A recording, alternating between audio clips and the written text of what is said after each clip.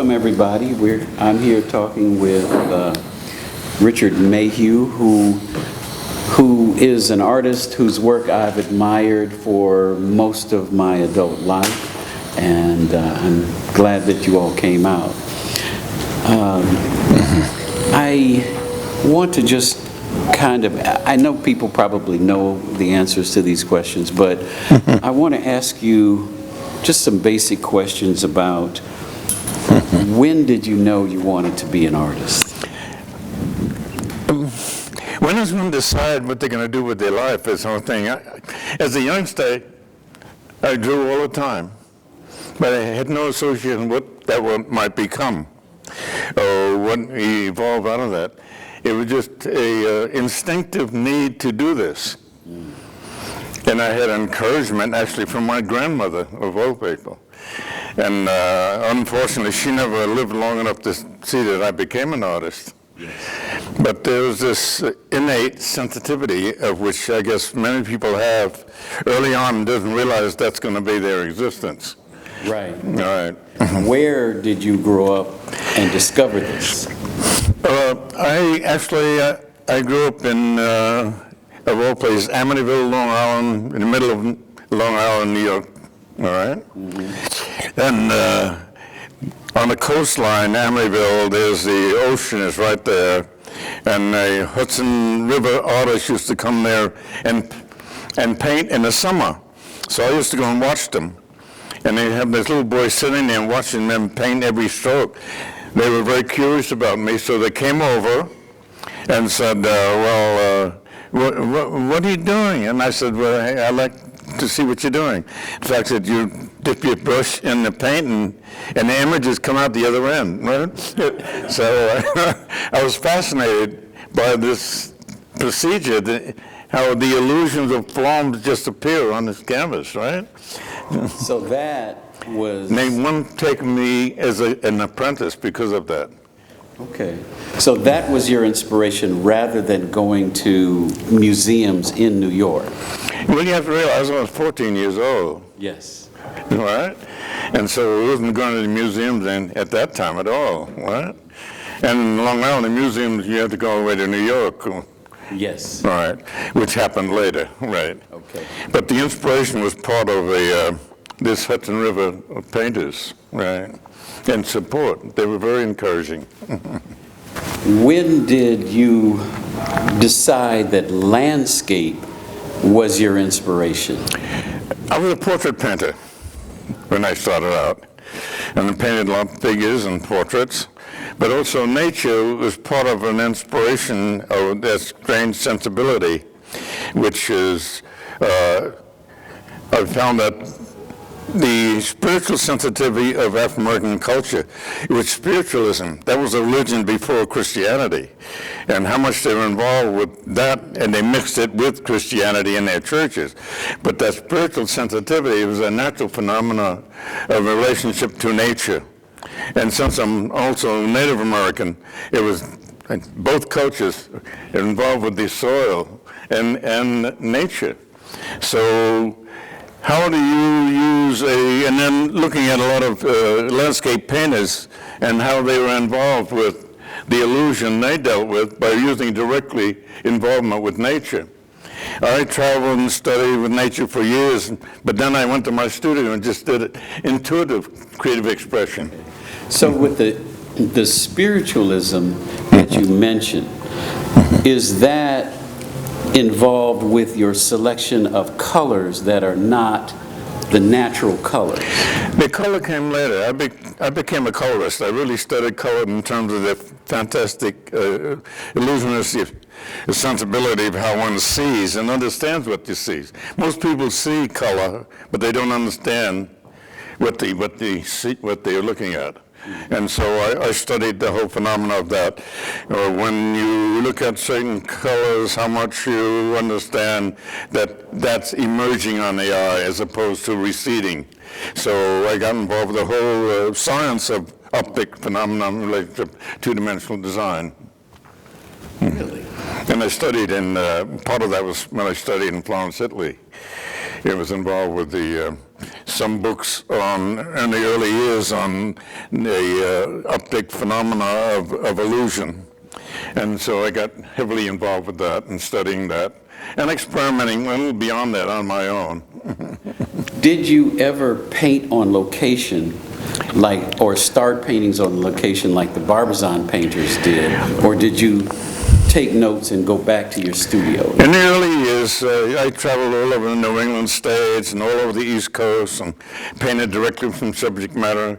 And let's say I was a storage of knowledge and experience. So I remember every blade of grass, every leaf, and every tree form. So it became installed in my mind. But also, as a figure painter, I used to sketch dances for years. And so I remember every dancer and every model that I ever sketched. I could do it right now. I could close my eyes almost and do it. So there's this instinctive sensitivity of knowing and feeling and being able to restore that information and then after a while actually paint it. Okay, because in our system of education, we measure certain kinds of intelligence, but you seem to have a visual genius that many people don't have too. I saw something that said we all have a photographic memory, but a lot of people don't have film. Well, it's not only that. What happens, just in terms of the emotional sensibility, what affects everyone in feeling. In terms like mornings, how does one feel in the morning? There's a certain feeling. In the afternoons, when the sun goes down, there's a certain period in late afternoon when the sun goes down or when the sun comes up in the morning, which is very similar. And it's a certain feeling that one has. So I was getting involved with the emotional reaction to every different area in nature where I went and how you feel about those particular moments. And the different seasons also. So I hear you giving us kind of a guide as to how to look at and understand your work and relate to it. But this gets involved with spiritualism because that's the spiritual sensitivity of internalized deity, and that was the spiritual religion from Africa. But also you have to realize that's the spiritual sensitivity of Native American. It's an internal state of knowing and feeling, and which all the books is written about, why, where, hate, and love, and so forth like that, is part of that innate natural sensitivity of self. It's always there. When the child is born, it's there. It's fighting to survive, right? And how much one loses that some way. Education boxes one in and retards that sensibility. You're boxed in, and you don't go beyond that. But don't go too far. Some of my students are here. I don't want them. Right. Did you start out using oil paint, and do you use acrylic now? Well, when I started out, whatever paint I can find, and I would use, and even a house paint. My father was a contracting painter, house painter, right? So I used this natural house paint, which later on, the abstract expressionists used house paint. They didn't use oil paint. And so I started out using any kind of paint that they could get a hold of, right? Or any means to that can end. Even the sculpture, I was involved with doing sculpture, had to do a three-dimensional illusion of form and space, which is kind of native to Afro-Americans, Native Americans, the three-dimensional forms. And so if you can able to mold form like that, and how much you can visualize it two-dimensionally also. So I learned about that kind of concept, which is a dual senses of reaction in development. Among your gifts, I understand that you also have been a singer. Right. What happened at Penn State? You mean? No, I mean, you used to sing. Oh, yes. I was a jazz singer. Yes. And there was a problem for whether you're going to be an artist or not. So when you asked me a question about being an artist, I really wanted to be a performer. I studied acting, I studied singing. I studied dancing, you know. I wanted to be in the theater, right? And so when I started, actually I sang professionally about 4 or 5 years. But you have to realize I imitated Eckstein and Martha Prysock. That was my background.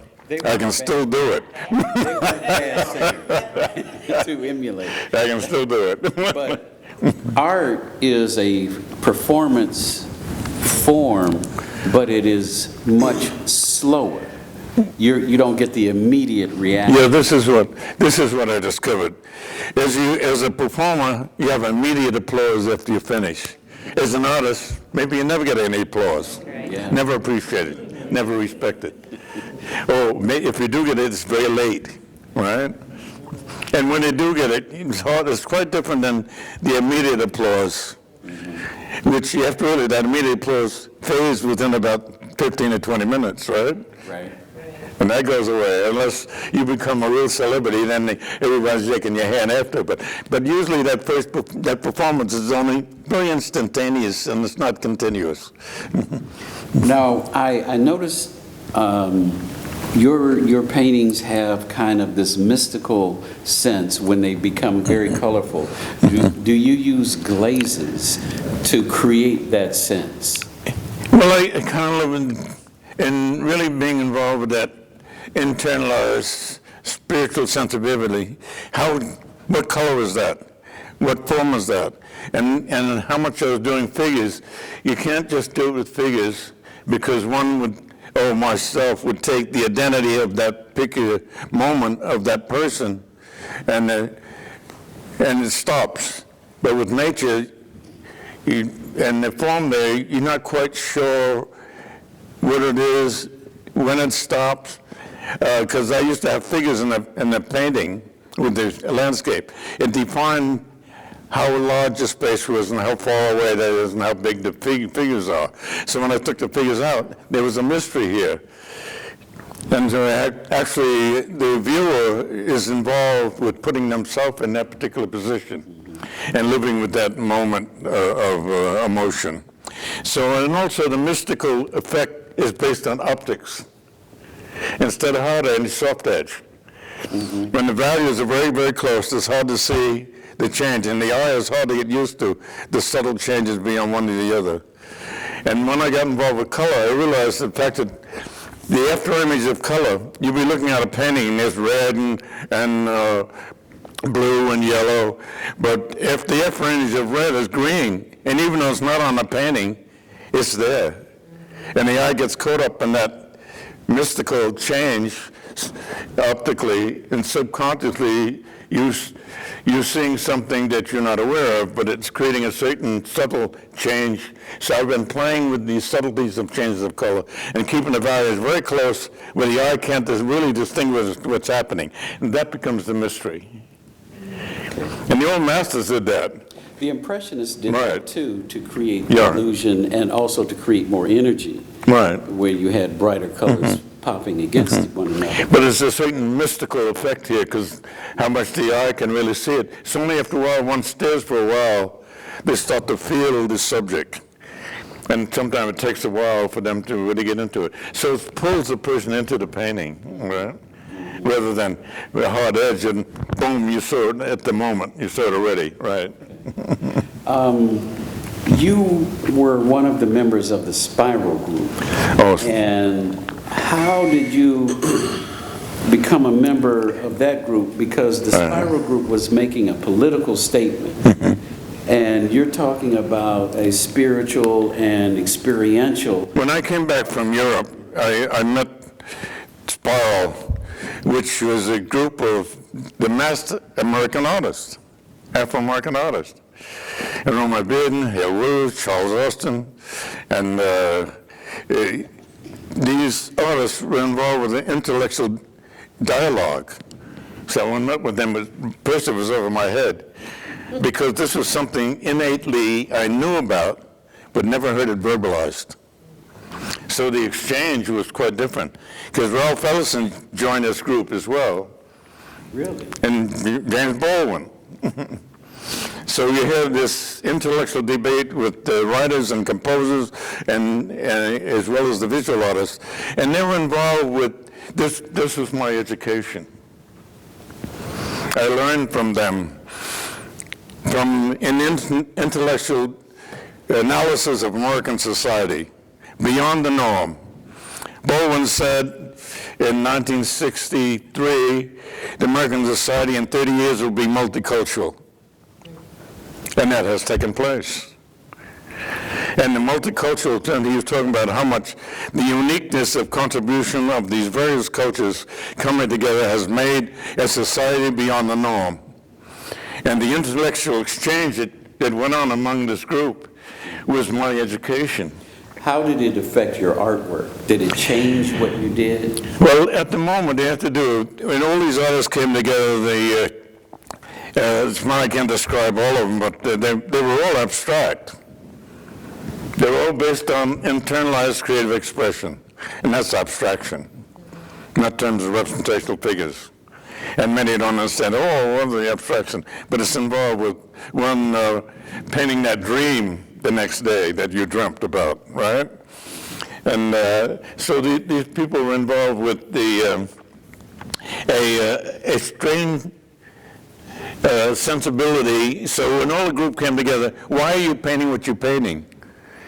Because in that group, they all had different directions in their painting and technique, right? And so Romain Bearden said, let's all make a big collage together. You work your own way on this collage, and I'll do my way, and we'll have this big, long collage.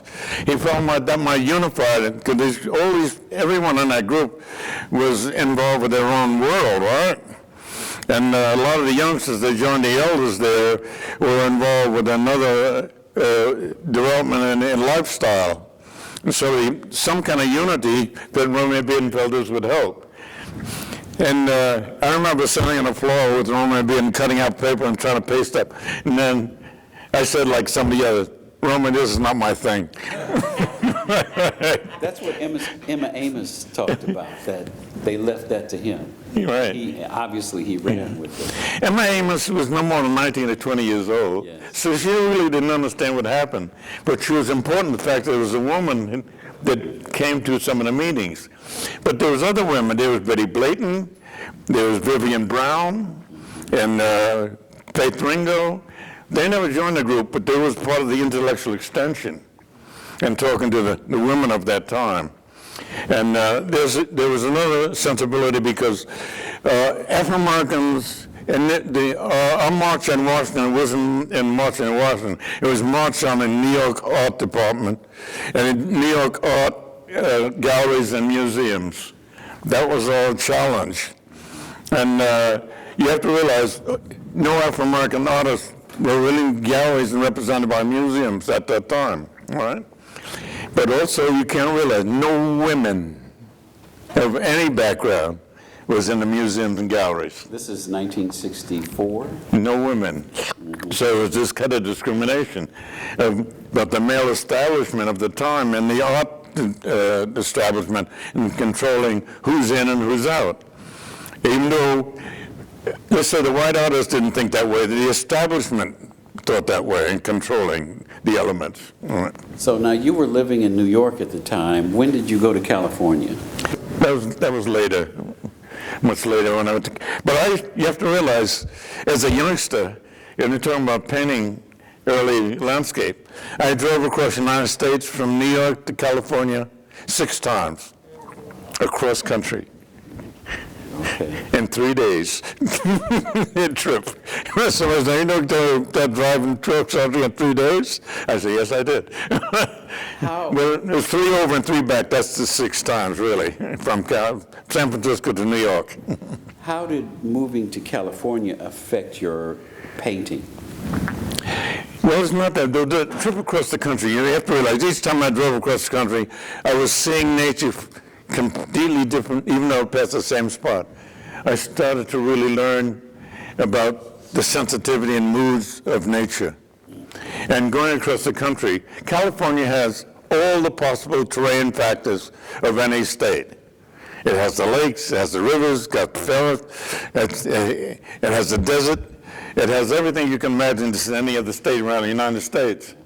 So that fascinated me to see about California. So I'd go up and down the coast and seeing this sensibility so nature become to dominate my senses in terms of the illusion and feeling and moods.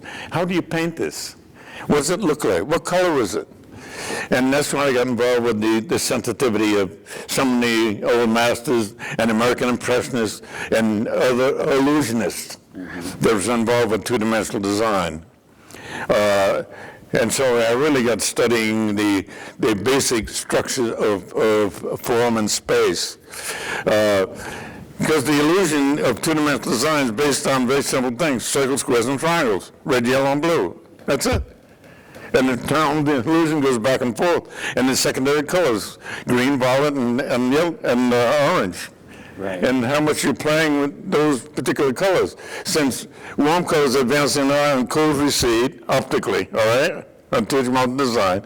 Now, in terms of shapes, now circles come forwards and squares recede and triangles direct. So if you play with all these shapes and color, then you have captivated the audience or the vision, anyone being exposed to this. So I said, that seems too mechanical. But after I studied it, it's subconscious after a while. You do it intuitively without even knowing. Were you influenced by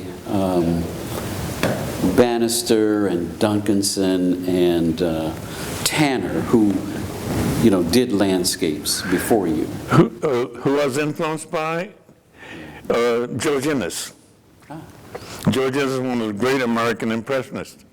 So I went to Florence, and I was studying in Florence, and I went to the museum. George Inness' paintings were in the museum, which I studied as a youngster. And he painted in Florence. So there's a mystical sensitivity in his paintings which kind of related to mine. Because many times you look at other people's work, there's certain elements in their work which is intuitively part of your feeling, all right? And so I got involved in looking at his work in early years in the sensitivity. And right now it's a really shocking experience. Now this is a mentor of mine for years watching his work. And the Young Museum, San Francisco Museum, just bought one of my paintings. And it's on the wall with George Inness. And it was a little disturbing for me at the beginning, really. In fact, on the same wall with my mentor. And so the circle is complete. Yeah. Right. Yeah, well, I was inhibited by it, really. Right. I said they should put it somewhere. Don't put it next to his. It's always a real treat to hear a master artist and intellect such as Richard Mayhew. I've had many discussions with him, but I always learn more, and it's always a joy to hear him talk about the spiritualism in his work. And when you combine the two cultures which may be more involved with spirituality than any others, namely Native American and African American, and he brings both of those to bear, it's just a powerful combination. I don't know if there's ever been or will ever be another artist who can bring the sensitivity and spirituality together in such a visually impactful way. I think it went great. I think this is historic. I think this is really important for us to have done. There are many, many artists who've never met Richard Mayhew, many collectors that have never met Rick Mayhew. And this gives them opportunity to see this artist, this icon. And to me, he's all of that. He's an artist, he's an icon, he's a friend, certainly someone who's inspired me. And having this place, to do this in this historic place here at Spelman College, I think is beautiful. And the fact that Black Art in America is going to have this available for people who've never met Richard Mayhew, who've never owned a Richard Mayhew painting or print, to experience him. I think it's huge, it's phenomenal. And I'm really glad that you did it. It's a great day. It's an absolute great day. Thanks. I just want to thank Najee, Dorsey, Black Art in America, as well as Michael Harrison for the interview. But this is Richard Mayhew nuggets. Every time I've had an opportunity to be around Mayhew, I recognize this man's knowledge is way beyond art. But what he gave today is what he always gives, and that is a new lesson in life, a new lesson in creativity, and everything that we need as artists. It's uplifting, it's strong, it's powerful, and if you've never met him, you need to see a Mayhew interview. Check this interview out, and I hope you'll enjoy it, but I feel like a better artist just sitting here and hearing what he had to say today. It's been a pleasure. Hey, this is Najee. This afternoon has been great. We had Richard Mayhew, we had a number of collectors and artists that came out to take a part of what is a historic interview. He tapped on some things that, you know, a lot of us weren't aware of, and his background, some of the things that inspires him as an artist. I know I was informed, and I hope that you will enjoy the interview as well. Thanks again to everyone who came out, everyone that was a part of the project. Michael Harris, the collective, for pulling it together, Spelman College for hosting, and, you know, yours truly with Black Art in America, doing what we do. This your boy Najee. Take care.